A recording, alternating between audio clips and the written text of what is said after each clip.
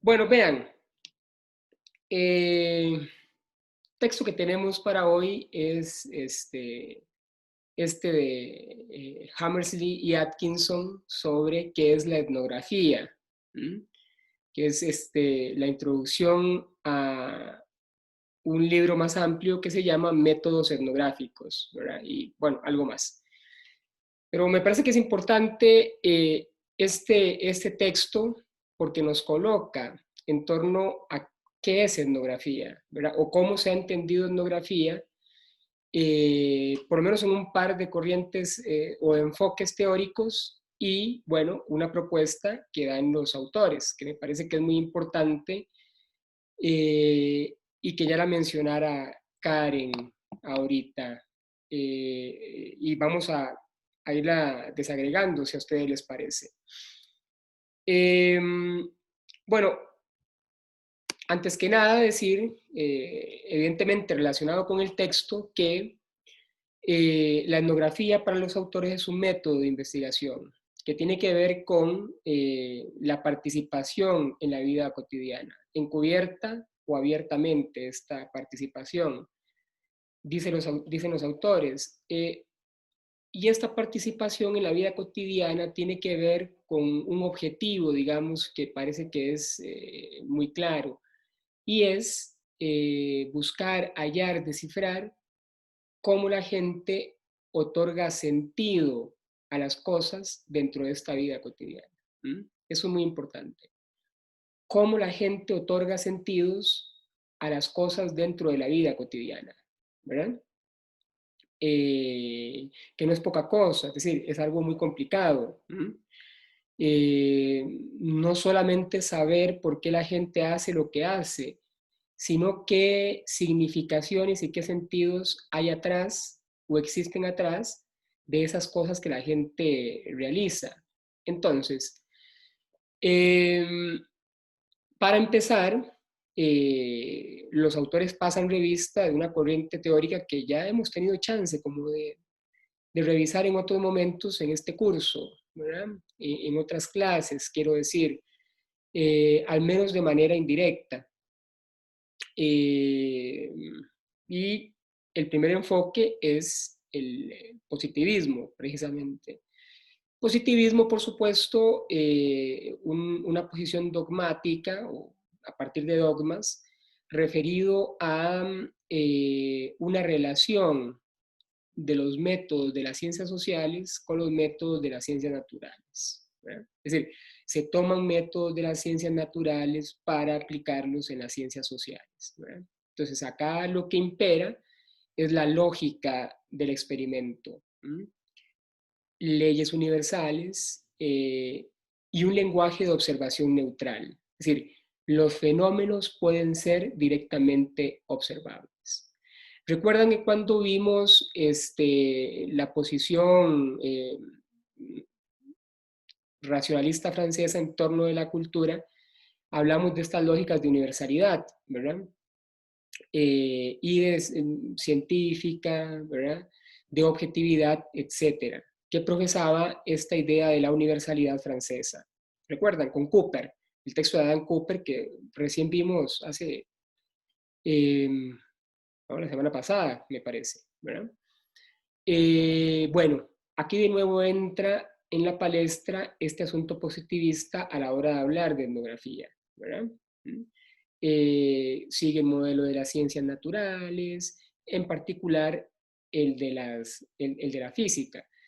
En ese sentido, son teorías abiertas a comprobación, teorías científicas abiertas a comprobación, pueden ser afirmadas o falsadas y los hechos se registran por medio de métodos que, bueno, como los hechos mismos, son teóricamente neutros, neutros. Entonces, los hechos son neutros al igual que los métodos que se utilizan para recopilar estos hechos, ¿verdad?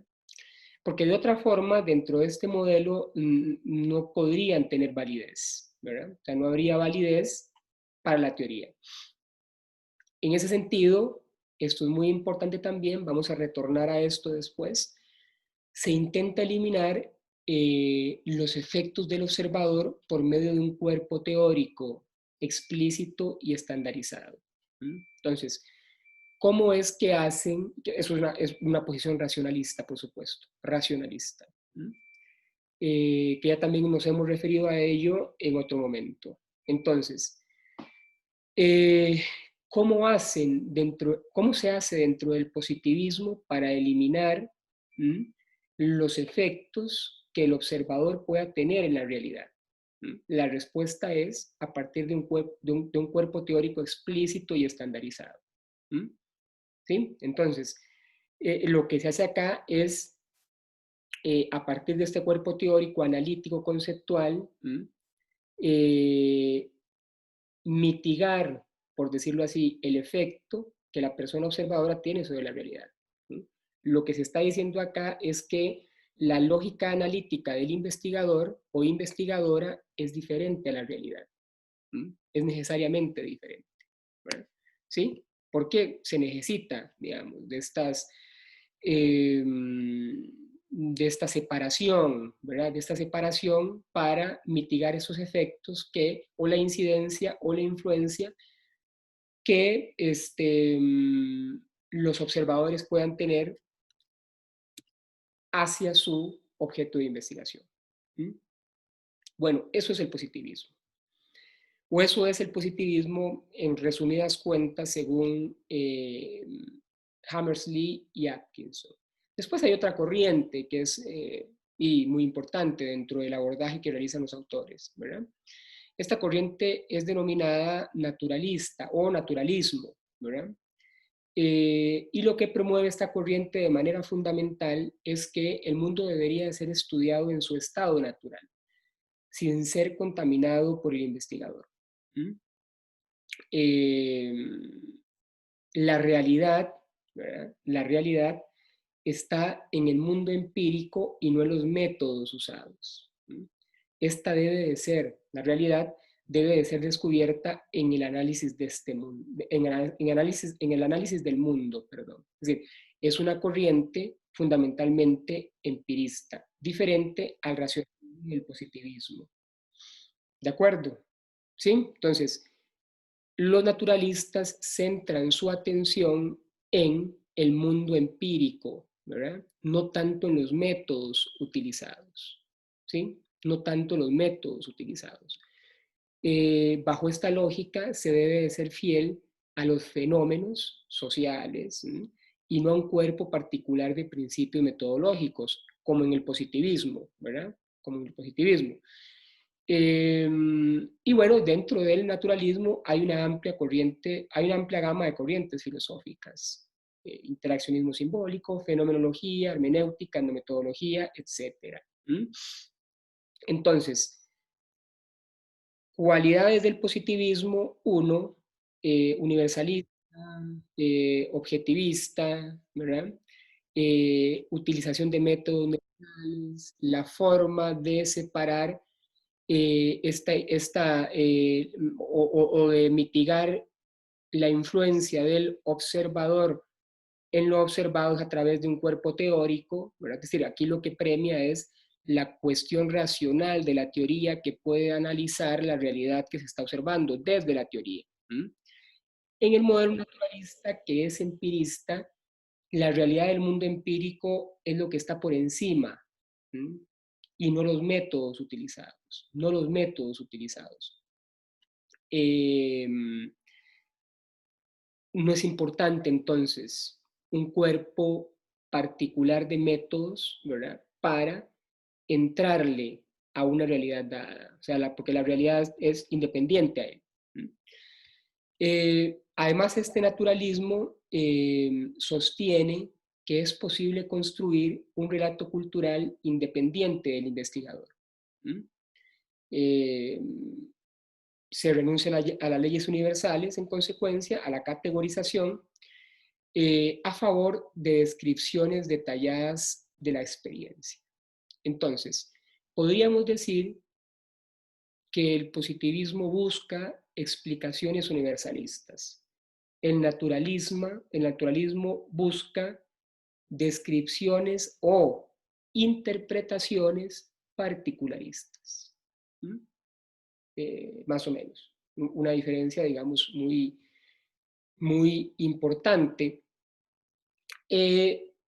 Después de esto, los autores plantean una crítica que llaman validez ecológica, una crítica tanto al positivismo como al naturalismo, ¿verdad? Y lo que le critican fundamentalmente al positivismo, ¿verdad? Bajo esta lógica del experimento, es esta idea de inferir situaciones sociales, de inferir sentidos sociales, o de inferir sí, lógicas sociales a partir de respuestas conseguidas bajo condiciones de experimentación e investigación. Es decir, lo que se preguntaría, o sea, lo que se critica a partir de esta validez ecológica de la que hablan Hammersley y Atkinson al positivismo es cómo confiar en las inferencias que son aprehendidas, que son entresacadas, que son manifestadas a partir de condiciones específicas experimentales, ¿verdad? ¿Cómo se pueden inferir una serie de respuestas a situaciones sociales a partir de toda una mecánica del experimento? ¿Verdad? ¿Cómo podemos nosotros deducir cosas a partir de un evento que es forjado por nosotros como investigadores, que es el proceso de experimentación? Por ejemplo, una entrevista, en donde ustedes desarrollan una guía de entrevista con el afán de obtener cierta información. Lo que pasa es que la entrevista y la guía de preguntas de esa entrevista, cuando ustedes desarrollan una pregunta, necesariamente sugieren una respuesta o necesariamente ustedes piensan en una respuesta. Es decir, es un contexto específico de experimentación controlado. ¿Verdad? Me explico acá. O sea, quiero decir que una guía de entrevista supone un investigador o investigadora que pregunta a un sujeto específico, que pregunta cosas que son ideadas por un investigador, no por el sujeto que está haciendo o que está ayudando, digamos, a la recopilación de esta investigación. Es decir, es un contexto de experimentación controlada. En corto, muchas veces o generalmente en una entrevista no siempre la gente dice lo que quiere decir, sino que responde lo que ellos creen que uno quiere escuchar. Responden lo que ellos piensan o creen que uno quiere escuchar.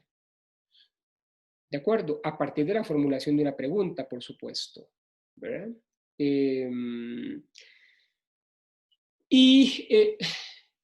Bueno, esta lógica de experimentación, de contextos de experimentación controlada, es muy de las ciencias naturales.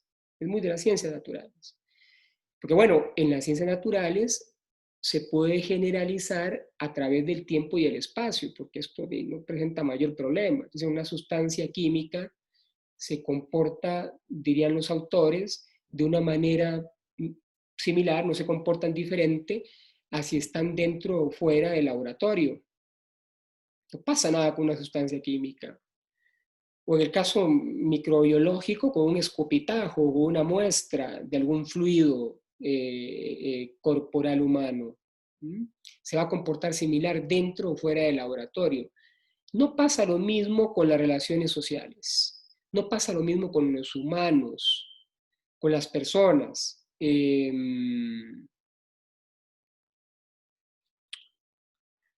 Fundamentalmente porque, bueno, somos sujetos, somos seres cambiantes, que no nos comportamos de la misma forma en los distintos escenarios en los cuales participamos. Y hay que decir otra cosa, que esto lo enseñó de manera magistral, de manera brillante y de manera, yo diría que eterna, Bronislaw Malinowski, ¿verdad? Hay una diferencia, que es otra dimensión, ¿no? De todo esto que estamos hablando. Hay una diferencia significativa, ¿m?, entre lo que la gente hace y lo que la gente dice que hace.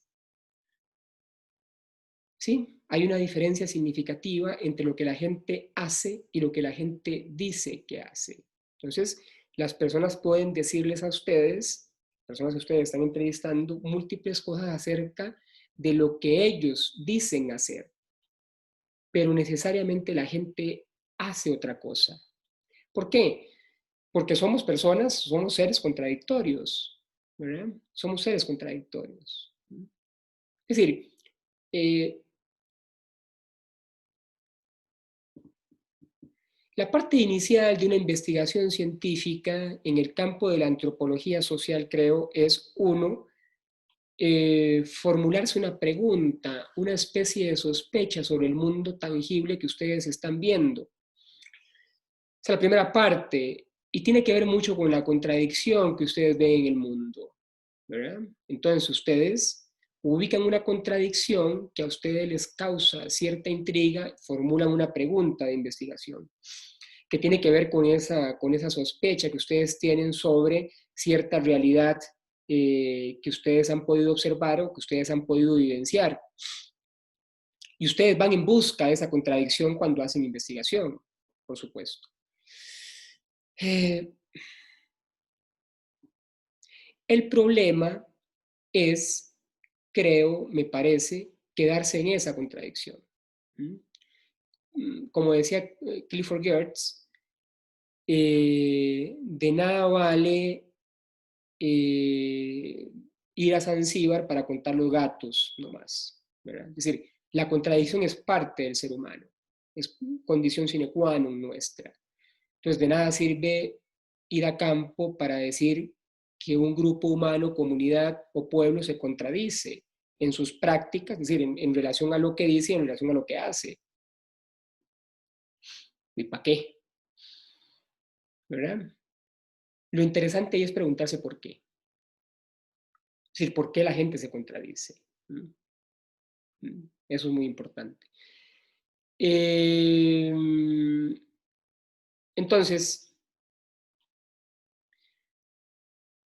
la dimensión controlada del experimento tiene como punto positivo que ustedes controlan qué es lo que los informantes quieren, o sea, podrían decir, o qué ustedes quieren encontrar de los informantes.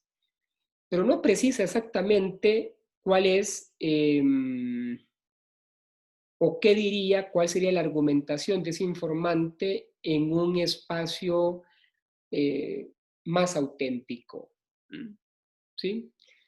Este es un buen punto en la crítica que hacen los naturalistas dentro del texto a los positivistas, ¿verdad? Aunque, dicen Hammersley y Atkinson también, los resultados de investigación bajo los criterios o procedimientos naturalistas pueden ser ecológicamente inválidos. ¿Sí? Debido a la influencia, dicen Hammersley y Atkinson, que pueda tener el observador en el lugar estudiado, ¿verdad? Es decir, esto no lo toman en cuenta los naturalistas, ¿verdad?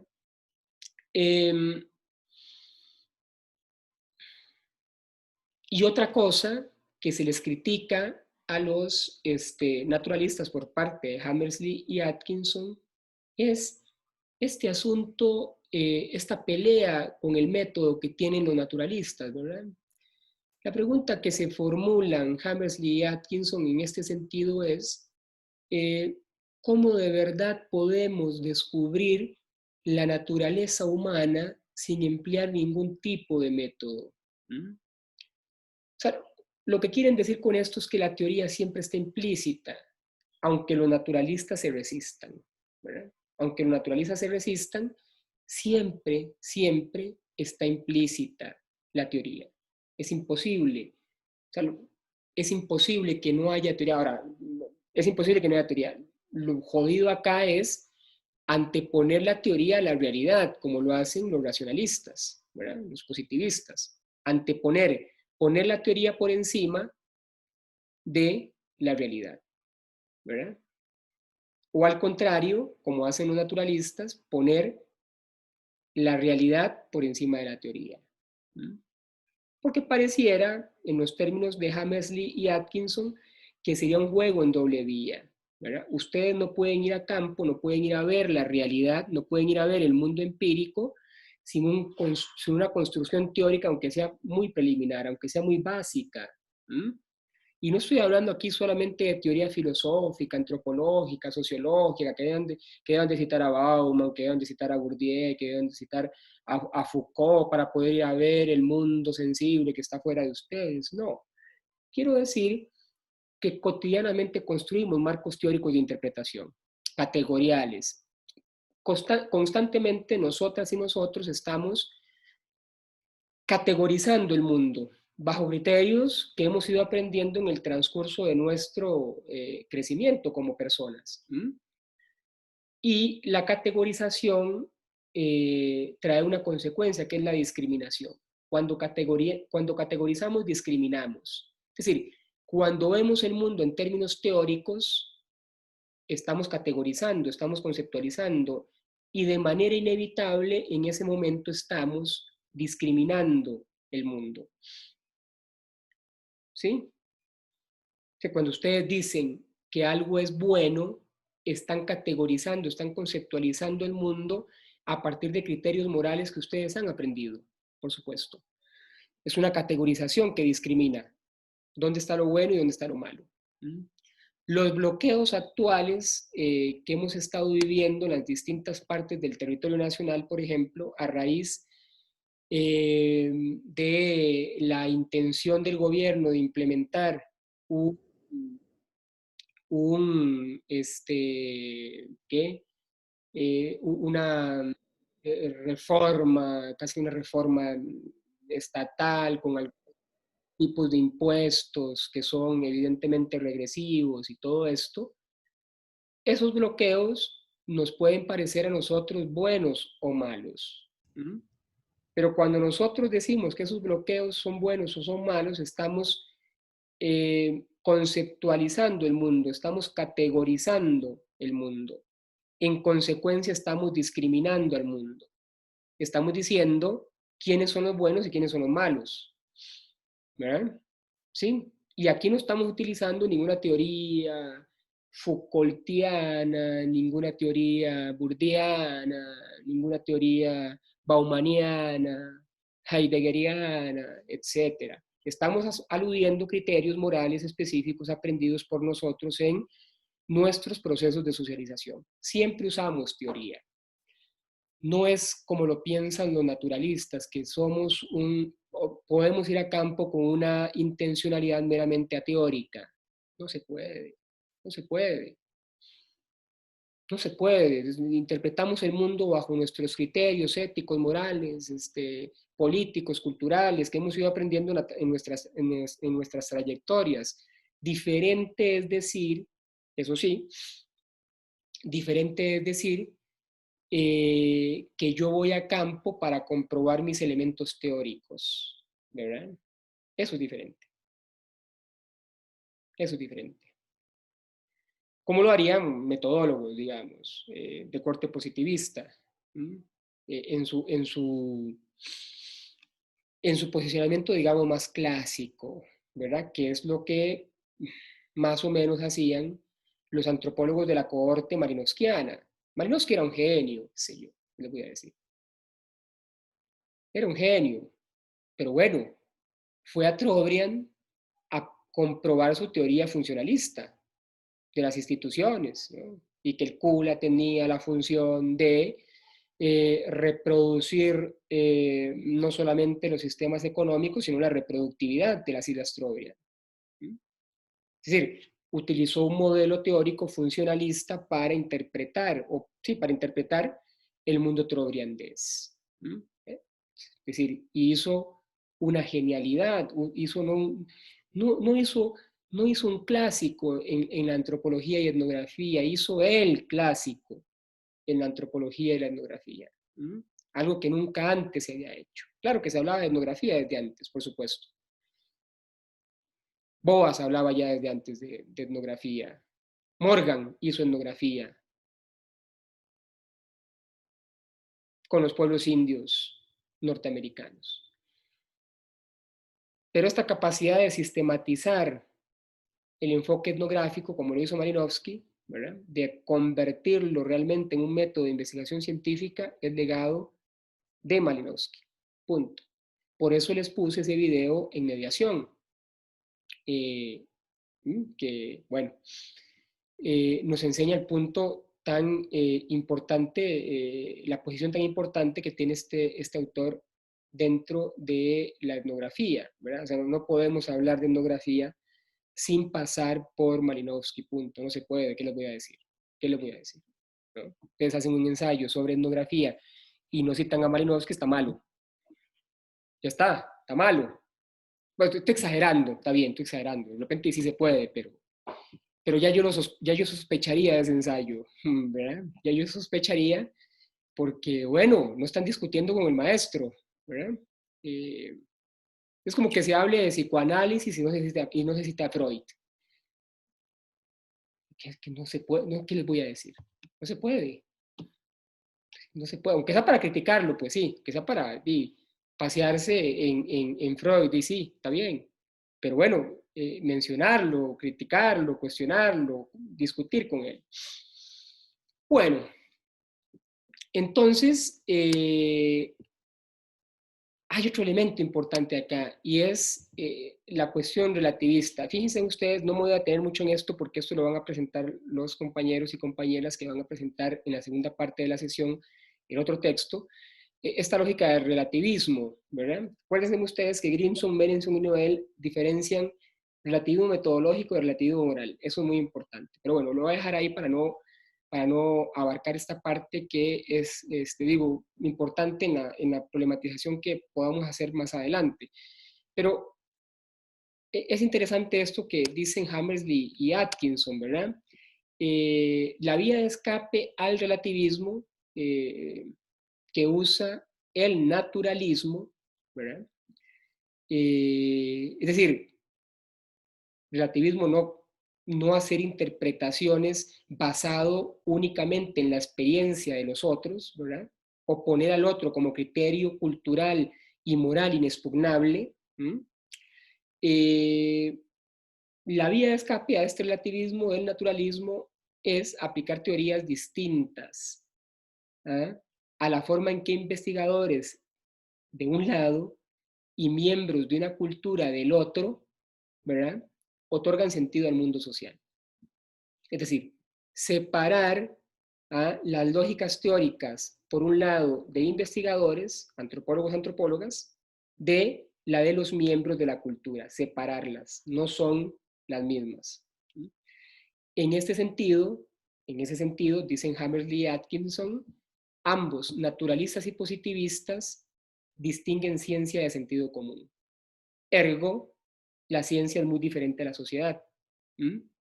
En consecuencia, bajo estas dos dimensiones, naturalistas y positivistas, los científicos son diferentes a la gente en general.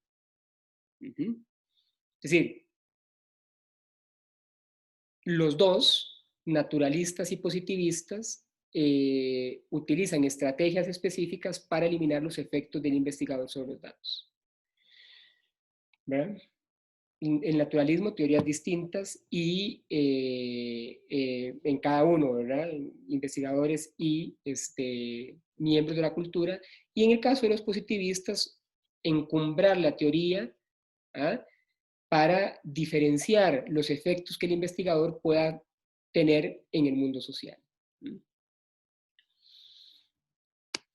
Eso es muy interesante, mucho. Porque la propuesta de ellos, de Hammersley y Atkinson, es esta propuesta que ya la hablaba Karen de manera muy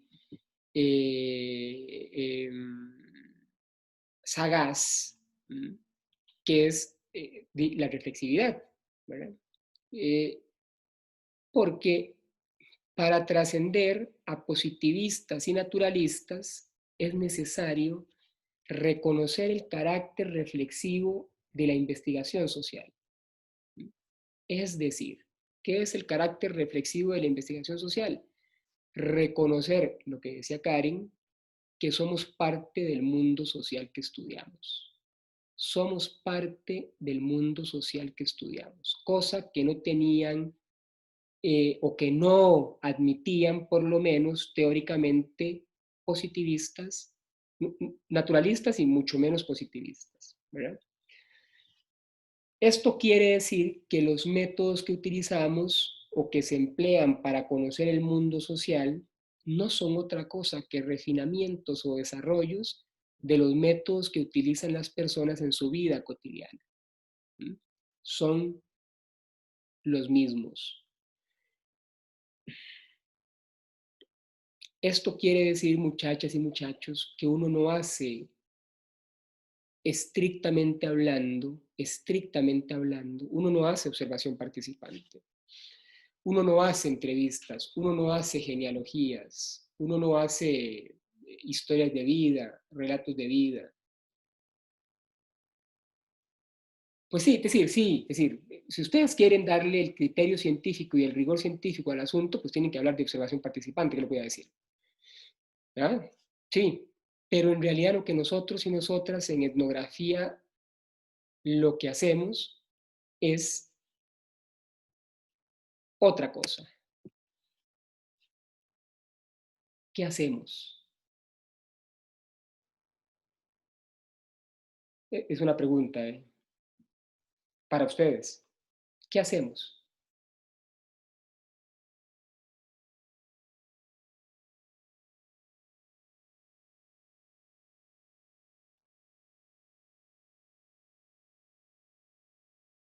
No hacemos nada. Ah, Julián. Oh.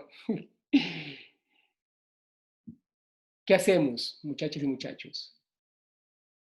No hacemos, estrictamente hablando, no hacemos observación participante. No hacemos entrevistas. ¿Qué hacemos? Hacemos ciencia. Bueno, sí. Pero más, sí está bien, pero más cuando estamos en campo. ¿Qué hacemos en campo? Sí, claro, está bien, hacemos ciencia en términos generales, pero ¿qué hacemos? ¿Qué hacemos cuando estamos con la gente? Investigar, Está bien, eso es muy científico, está bien. Convivir, ¿No? convivir, Eso convivir. pues, ¿quién dijo convivir? Iñaki, yo. Iñaki, madre puta, qué dicha, madre. Ok, yo ya, pensé que iba a tener que responder yo. Claro, convivimos. ¿Mm?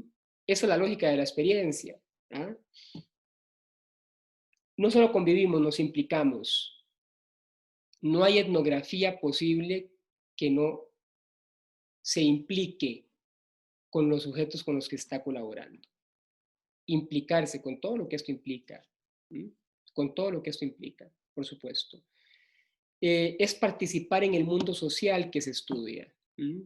Y por supuesto, reflexionar sobre los efectos de esa participación. No tratar de eliminarlos como hacían positivistas y naturalistas, ¿verdad? Tratar de disminuir los efectos del investigador o investigadora en campo. No. Reflexionar sobre esos efectos y sobre los efectos de esa participación. ¿Mm? No se puede plantear, dentro de esta visión reflexiva de Hammersley y Atkinson, no se puede plantear una investigación social sobre fundamentos epistemológicos independientes del conocimiento del sentido común. Porque no hay diferencia entre sentido común y ciencia, porque ustedes están arrojados en ese sentido común que están abordando. Y separar ciencia y sentido común, pues para estos autores es un error. ¿Mm? Porque utilizamos esos mismos métodos que la gente utiliza para para hacer ciencia, como decían, para hacer investigación. ¿Mm?